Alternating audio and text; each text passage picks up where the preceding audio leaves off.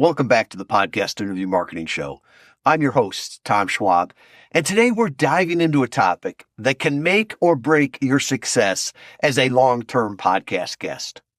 It's how to prepare for that first podcast interview.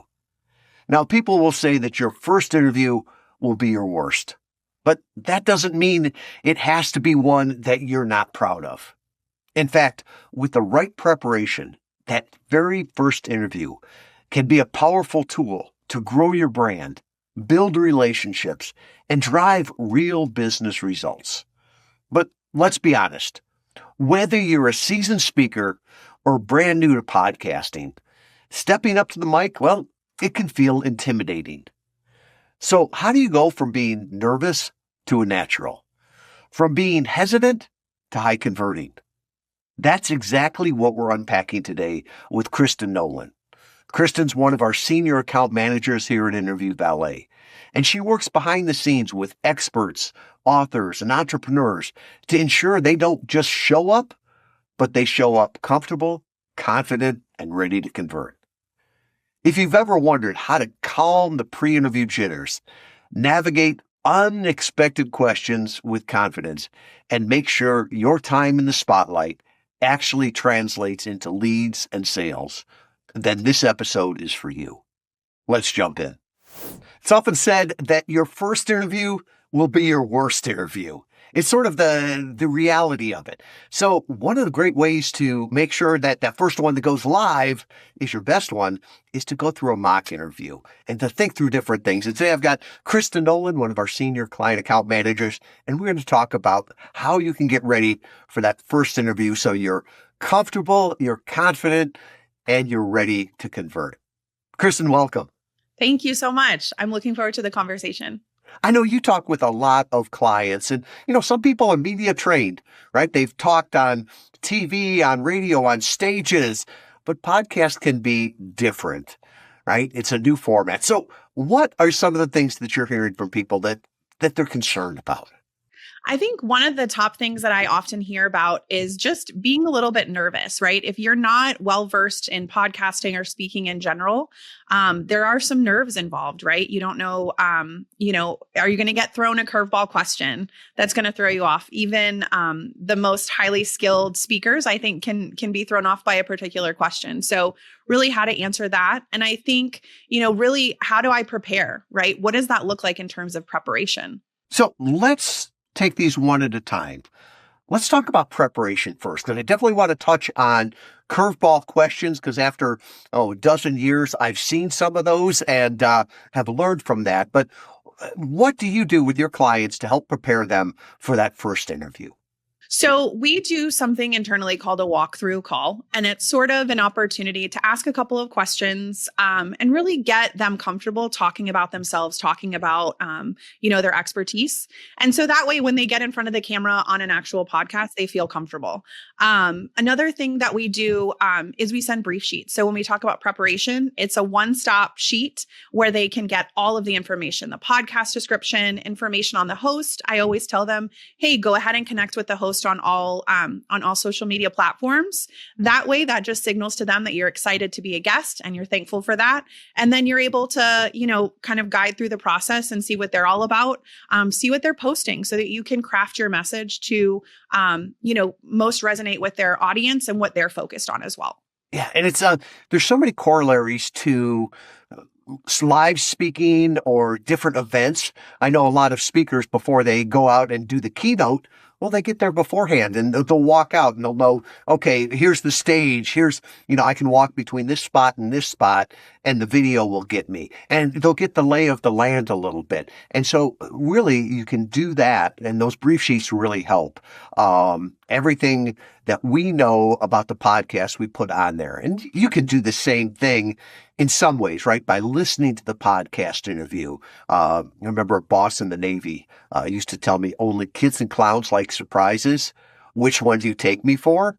So you don't want surprises on there. You don't get the sense of everything from do they swear? Do they talk over each other? Little things like that. Because you want to be as prepared as you can with that. Yeah, absolutely. And I always tell my clients to listen to parts of different episodes, right? So like if you listen to just one episode and you're like, okay, I got this, you get the feel for that one episode. Whereas if you listen to kind of parts and pieces of multiple episodes, you can kind of get a feel for more of the host because you're seeing them in different guests and how they react to different guests as well. And just like any other, when I say presentation, often making sure you're comfortable at the beginning and the end is the most important, right? It's like learning to fly a plane. Now, I don't fly a plane. I don't even have depth perception. But, it's like you got to learn how to take off and you got to learn how to land. So you can figure out how you're going to start it, how you're going to finish it. And that can be so powerful there. Oh yeah, absolutely. I think, that first question around, who are you, when you introduce yourself, I think it's so important that you don't just go in and sort of recite a resume, right? You go in and you find a way to connect with the audience. I will tell my clients oftentimes, as you're sort of waiting to hit record, ask the host, what value can I bring to your listeners that's going to have the most impact for them? And really understanding, the audience, right? You don't just show up, like you do the preparation, you learn about the audience, you learn about the host, you feel comfortable, in your expertise. I know I have some clients and they feel more comfortable just going into an interview and knowing the basic topic, right? Hey, what is the topic of the conversation so I can frame my answers around it best? We did an interview with Jeff Barch about how to nail that first question. And the funny part is that first question is always the same. It always comes at the same part, right? It's always something like, so Kristen, tell us about yourself. So Kristen, tell us about your book, whatever it is. And no matter what they ask, the answer is really always the same. It's like, who are you? Why are you here? And why should we listen to you? That's the things you want to get in there. You don't want to do your 20-minute bio of this is where I grew up, this is my hobbies, here's my my pets' names. No, it's like, who are you? Why are you here? Why should I listen to you? Yeah. And I think that's so important to understand and sort of lay out a particular problem and how you solve it, right? So like they don't need to know all of the nuts and bolts of who you are. If you're able to lay out a problem and how you can solve it or how you can help them, I think that's really where people will turn you up versus turn you off. No matter how much you prepare, right? This is life. Things happen. And one of the things I love about podcasts is, I think it's 98% of them now are recorded and edited first. So if there's something that messes up, right? I've hit my microphone before, right? Thud. You can take that out there. Or if there's something that that happens, right? Power goes out, light goes out, whatever. It doesn't have to mess up everything. But you talked about a surprise question or one that you hadn't thought about. Describe that a little bit more on how that happens or what that fear is. Yeah. So I actually was talking with a new client about this previously, and she has no experience in the podcasting world. And, I explained to her, you can utilize the fact that it's not a live show by answering. So if a host asks you a question and you don't know the answer, you can say, that's a really great question. That buys you at least a couple more seconds to think about it. And I think it's okay to stop and pause, take a breath. If you're thrown off, everyone at some point, even the best speakers are thrown off a little bit at some point. And so really just taking the time to sort of reframe and, take a second, I think is really important. And I think a lot of times people don't think that that's okay. But I definitely advise my clients, you can utilize, that's a great question. I hadn't heard that question before. And then just take the time to answer it so that your answer is, aligned and well thought through. I would push back and say even that it's not okay to pause before an answer. It's actually a good thing because I've seen it the opposite way where somebody starts to ask you a question and you don't even allow them to answer the question and you start to answer it, right? It's almost like, oh, I don't even have to think about this one. I know this. And often you'll see political candidates do this, right? And they've got their talking points that they're going from. And they'll just start answering it. And it's like, wow, you didn't even think about that. And the power of the pause there. So to pause and do that, and the thing is, I've been doing podcast interviews for over a decade, and they're not going to ask you things outside your expertise because that's not what you're there for. Nobody has ever asked me my opinion on, macroeconomics in sub-Saharan Africa. I don't have an opinion, and if I did, they wouldn't care about it. But I have had ones where somebody asked me a question, and it could be even about my personal life, my thoughts, something like that. It's like, wow, I've never thought about that before. And one of the things I like to do is, like you said, acknowledge it. That's a great question. I've never thought about that before, but I'll say, but let's work through the answer here, right? I believe this. I believe this. So therefore, I guess that would be my answer on that. And then to throw it back on them and just say, does that make sense? What do you think about that? And to have that as a conversation. Yeah. And I think so often we try to be perfect. And I think if we're trying to be perfect on a podcast, we're also not relatable, right?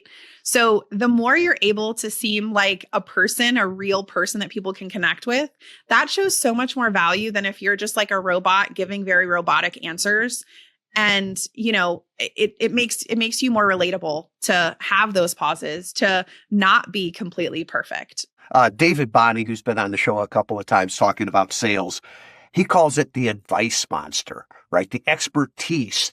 And I've seen people come on there before, and it's like, my goal here today is to prove how smart I am, right? That's not what people are looking for, right? And there was a author, I wish I could remember her name now. She said, before any conversation, you want to know 3 things before you go into it. What you want the other person to think, what you want them to believe, and what you want them to do, right? A lot of people will start talking about, well, I want to set my intention for this discussion. Well, no, just what do you want them to think? What do you want them to believe? What do you want them to do? And that can be powerful as you talk to different stories, right? So, I want you to think differently about this. Have you ever thought about this differently? Here's how I came to it. I didn't believe that I could do it. But, now I come to believe that anyone could do it, right? And at the end, if you believe that too, here's the next step. Yeah. Well, and I think that, having that framework makes people think about things, right? Like I heard like a statistic or something. We spend like our day is like and on average about 2,000 decisions, right? So, as someone sort of listening to something, if you're giving them something to think about, they're going to continue to think about that throughout the day because it's relatable to them and it's important to them. And they're going to continue to think about that. And that's how you're really going to get people to your website or, to visit you and learn more. And sometimes people say, well, that's awkward, right? At the very end, we always tell them where to go, right? Tell them what they will find there. Give them 3 ways to say yes, and then tell them where to go. And they'll say, well, it feels awkward. Well, so does swinging a golf club the first time. It's not natural, but the more times you do it, the more, if you call it muscle memory, you get from it and the more confident you get from it. And it's not only doing it on podcast interviews, but listening to your interviews, practicing those, that close even before the interview. Do you see clients benefiting from that? Yeah, absolutely. I think, going into something and sort of, looking back, right? Like I did this the other day. We were talking about a particular podcast episode and I went back and I was like, oh, that was my first interview. And it was like not a good interview, but going back and seeing that and then seeing how far I've come, that allows me to have more confidence in what I'm doing and what I'm talking about, because I can go, well, look how far I've come. That very first interview, it's going to be your ugliest interview. It's not going to be your great interview. That's why, when clients come to me and we ask them about what shows they want to be on, and they're like, I want to be on Joe Rogan. I want to be on Entrepreneurs on Fire. That is not the very first interview that you want to be on. I promise you that. You want to be on, one with like a great host, someone that I feel, and I do this with my clients, I take into consideration their personality, right? When I'm looking at shows for them, Are they going to get along with the host? Are they going to have a good conversation? And so I think really going and sort of setting that up in that first interview can help propel them into a more confident space moving forward. And then looking back to see how far you've come is important too. That's interesting. Yeah, it's that chemistry between the people. And as you said that, I think of one of the toughest interviews I can think I've ever had was with a great gentleman, but he is blind and autistic, right? So we didn't have the cameras on, so I couldn't go off of, the facial things. And he asked very straightforward questions, right? And it was something that I wasn't ready for. And I think that threw me a little bit. So having that chemistry with the host, and I'll admit, right, if I had listened to a lot more of his podcast interviews, I probably would have gotten more comfortable with that format. Yeah. Well, and in doing that also, I mean, we find that some hosts will like to a pre-call, right? And I've had some pushbacks from other clients and they'll say, hey, I'm just too busy. I don't see the value in it. And I would argue otherwise, right? When you go and take a test, you're studying for the test. You're going in, you're sort of seeing and meeting that host beforehand so that you're able to have a conversation. You're able to sort of flesh out what you're going to talk about on the episode. You have a better idea going into it. And I actually, suggest to my clients, pre-calls are like gold in my opinion, because you're able to, especially with my clients that I think are newer to podcasting or newer to speaking, it really allows them to get a better feel so that they're more confident going into the conversation. Yeah, we've done a lot of studies around this, and Matthew Pollard, who wrote the great book, The Introvert's Edge, he gave me a lot of insights on this, that the majority of our clients are introverts, and you can tell the podcast hosts that are introverts. They tend to do more pre-calls. They want that preparation, and that's fine. And some people, if they're highly extroverted, they're like, I don't want to do a pre-call. Well, maybe it's not for you. Maybe it's for the host to give you a better interview. And whether you do a pre-call a week or 2 weeks before the call, or you do it the 10 minutes before the call, you want a pre-call in some ways. And it's very, in the thousands of interviews I've done, I can think of maybe a handful that it was recording when we first jumped on there. Most of the time you have that conversation, and even if they don't call it a pre-call, you can think of it as a pre-call, right? One of my favorite things to ask the host, right? Kristen, if you had the podcast and I came on as a guest, I guarantee you one of the first things I would say is, Kristen, I am thrilled to be here. I want to bring as much value to you and your audience as possible. What are you hoping to get out of this, right? What can I do to deliver value? And it's great because they just told you where they want to go, right? So there's no surprises on that. And then the flip side is most people are nice, right? And they're going to come back and say, oh, well, what do you hope to get out of this, Tom? Or, even if they don't, you can say, oh, I will definitely deliver on that. Here's what I'm getting, what I'm hoping to get out of it. And that's where a lot of times I will mention like the welcome page, right? I'll say, and I've got some free offers. I wrote the book, Podcast Guest Profits. I'm not here trying to sell it, right? If people want a free copy, I'll make this page and, I'll direct them to that. And the funny part is that often the host will bring up that page and I don't even have to bring it up, right? Or they'll say, hey, Tom, you've built a special page. And so it makes it a much easier lead into that, so that you've got a pre-call before they hit record. Absolutely. And I coach my clients in trying to, and obviously like the very first interview, we're not doing this. It's a little more seasoned, but sort of mentioning, not not saying it like, hey, here's my link, but saying, hey, I have a dedicated welcome page. If the host brings up the book, I have a dedicated welcome page that you can, get a free copy of my book, right?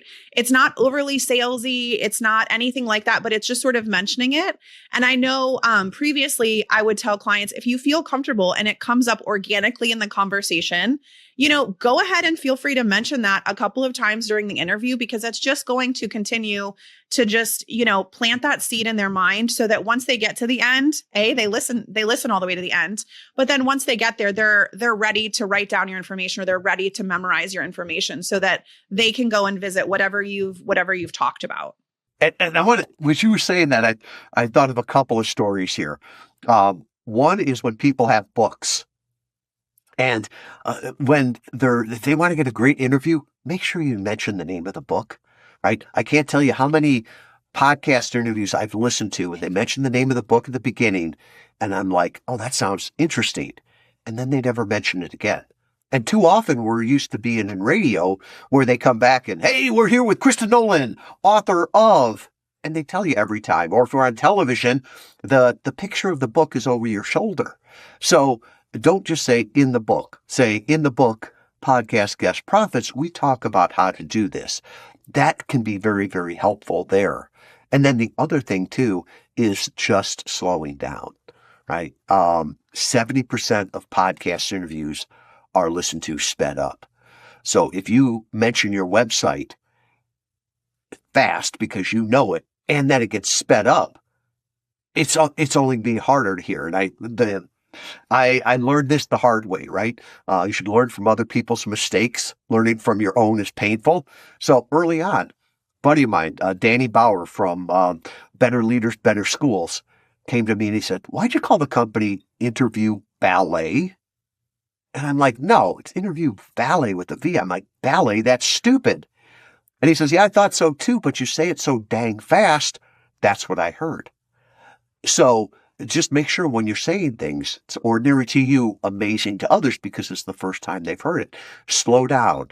If you've got a book, right? Matthew Pollard wouldn't say, just go to the introvert's edge. Right? What is that? No, go to the introvert's edge, right? And make it easy for people. Yeah. And I do some guesting myself. And so I always, after I heard your story, I always say, Interview Valet with a V. And then I spell out my name because my name is a different spelling. I get it misspelled all the time. So really it's okay to say, hey, you can find me at interviewvalet.com. Valet with a V /Kristen, Kristen. And that's what I do so that people can find me, because otherwise people will be misspelling my name and they will never be able to find me because I'm not giving them the tools that they need to do so. Let's talk about the stories, because we call it a podcast interview. It's not an interview, right? It's a conversation. And conversations to be memorable have to have stories, right? That's what we remember, the stories from it. How do you think about having those stories ready or thinking through those before you even get on? Yeah, I think, it really comes down to like preparation, right? And I think, every day we have different things that happen to us and they become stories. And so, if you're on a podcast and someone's asking you about a client, having those examples of, hey, I had this client, obviously I'm not going to share their name, but we did X, Y, Z. And, that way you're able to sort of utilize that as a tool, to frame the conversation and to frame, what you want to talk about. Again, I think that highlights your expertise and your background. And so it's just another layer, to allow you to connect with people in a way that, they can understand and they can go, oh, you know what? She's talking about that. I deal with that too. So it sort of pulls them in and lets them, relate to what you're talking about. And so there's a personal connection. Yeah. And going back to that, I believe, right, what you want them to do, what stories could tie to that. And sometimes it's your story. Other times it's other people's stories, right? Clients, customers. And I love how people will give, content is king, but context is God. They'll give different stories based on different audiences. And, there's a great book out there called Never Split the Difference by Chris Voss, right? Chris is a retired FBI hostage negotiator, and he built up his entire business. Oh, there it is. There it is. And he built his entire business off of podcast interviews. And I would listen to different interviews and he would give different examples.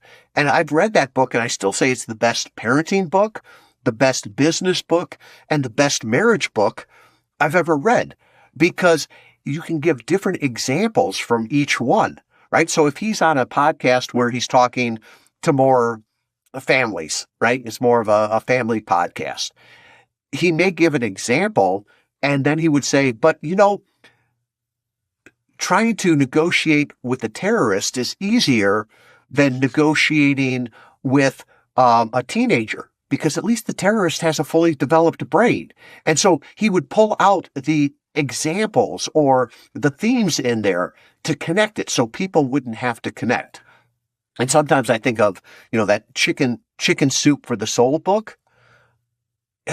They came chicken soup for the teenager, for the parent, for the real estate investor, right? It was all these things where they connected the dots with it. So if you know who the audience is, make sure you give examples that apply to them, stories that apply to them, or even if it's a little off, make sure that it connects to them. So I'm telling you this story because I want you to know, right? I want you to believe in your heart that you can do this. And I think that gets back to I think we did an interview with Adrian McIntyre, Dr. Adrian McIntyre, and he changed the way I told stories and told anecdotes, because he said every fable has the story and then they have the moral at the end. And he's like, can't we just figure out the moral on our own? No, you could come up with a different one, right?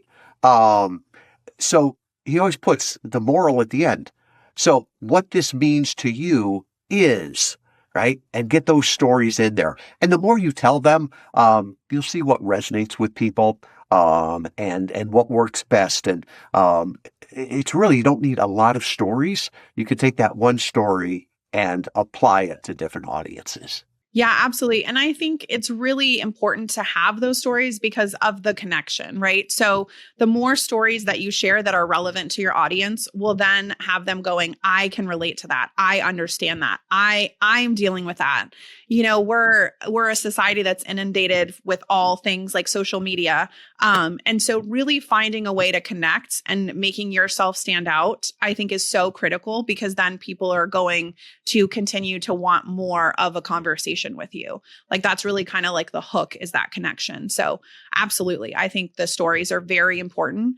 I know another thing that we had talked about was, we don't want to go on for 5 minutes, right? We don't want to talk about something for 5 minutes and sort of lose people in the process. So as we're sort of tying into that connection, it's really being able to make your point, in 30 to 60 seconds as well. And allowing the other person or the host to then, continue the conversation and dive a little deeper into that. We do the reviews of our clients, right? We'll run it through an algorithm that we have and say that Kristen talked, 55% of the time and Tom talked 45% of the time.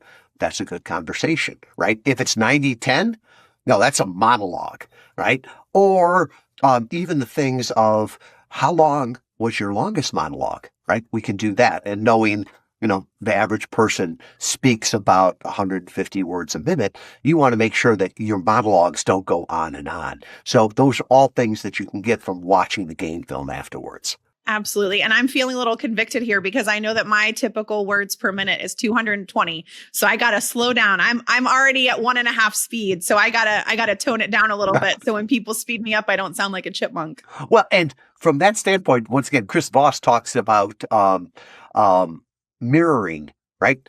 So if the host talks a little bit faster, you can talk a little bit faster. If the host talks slow, you want to talk slow, right? One of my mentors, Dan Miller, right? We lost him last year. A great, great man. Dan grew up a Mennonite kid, and he talks so slow, and you got to love him for it. But all of all of his friends and everything, it's like, yeah, we listened to Dan's podcast at 2X, right? And so if the host talked fast, they just sounded like a gerbil after that. Yep. So it's important to like keep those things in mind so that you can, I love the thing about mirroring, because I think it is so important to take on those social cues, right? If I'm sitting here and I'm having a conversation and I can see that, you're grimacing, or, or on the other side, if you're smiling, I'm like, okay, great. That's how I can also get feedback, right? If we're having a good conversation, I can take those cues and facial expressions if we're doing video as well. Yeah. So final words on getting comfortable, confident, ready to convert on podcasts, right? You're getting ready for your first podcast interview or your next podcast interview. What would you tell somebody that's nervous about this? What do you want them to think? What do you want them to believe? And what do you want them to do? Yeah. So I think first of all is, being confident in your expertise and who you are and what you bring. If a host has invited you, a lot of times, people say, oh, my friend invited me, they invited you for a reason, whether they're your friend or not. So, I think just being confident in, a host inviting you as a guest on their podcast means that they see value from you to their listeners. So being confident in that. I think being well thought out, right? You don't just want to show up and hit record. You want to have the pre-call. You want to do the research. And I think repetition is really key, right? So if you're going to get into, into the podcast guesting space, commit to doing a certain number a month, commit to doing 2 per month, set that goal. I'm going to do 2. I'm going to put myself out there and I'm going to commit to that. So really setting a goal and being, set to that. And I think, again, my last point of advice would be rip the Band-Aid off, right? You are your biggest critic. And if you just rip that Band-Aid off and you go out and do it, I think you're going to find that you're having so much fun talking about things that you want to continue to do it. And it's something that, you're going to continue to do later on, because it is fun. The people that come to me and say, I'm concerned about my first interview, or I'm nervous about that, I'm like, great. That means you're going to be a great podcast guest because you take this seriously. You want to add value there, right? If you weren't worried when you go up on stage, what is it? An actor I remember saying is the time that you don't have the butterflies before you go on stage is the time that you don't deserve to be on stage anymore. So be there, be present, and just know that what's ordinary to you is amazing to others, and you'll do a great job. Awesome. I love it. Great advice. Thanks, Kristen. Thank you. Have a good day. Wow. What a great conversation. Kristen just walked us through some of the most valuable strategies to get comfortable, confident, and ready to convert as a podcast guest. From the power of pre-calls to why your first impression on the mic matters more than you think. Today's episode was packed with actionable takeaways. But here's the deal. Knowledge without action won't grow your business. So here's the next step. Commit to your first or your next podcast interviews. Set the goal of what you're going to do this month. Practice that opening and closing statements and start refining your message. And if you want to take the guesswork out of it, go grab the free resources at interviewvalet.com. Here you'll get the tools to make every interview count. And remember, what's ordinary to you is amazing to others. Someone out there needs to hear your story. It's time to step up, get on the right podcast, and start making a real impact. Until next time, keep showing up, keep sharing, and keep growing.